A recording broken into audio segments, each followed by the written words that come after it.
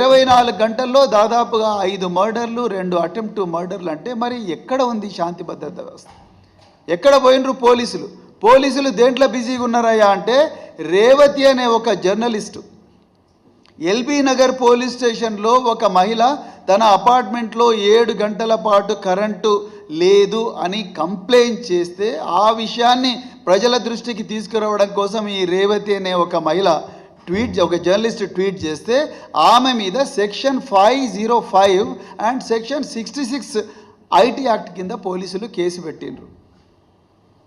నిజానికి సెక్షన్ 505 ఎవరి మీద పెడతారు? ప్రజల లోపల భయాందోళన సృష్టించి, ప్రజల లోపల విద్వేషం రగిలించి, ప్రజలు 2 గుంపులుగా మారి ఒకరికొకరు కొట్టుకోవడం కానీ, లేకపోతే రాజ్యం మీద తిరుగుబాటు చేయడం కానీ, అవన్నీ చేయడానికి ప్రేరేపిస్తే అప్పుడు సెక్షన్ 505 అనేది ఇన్వోక్ చేస్తారు.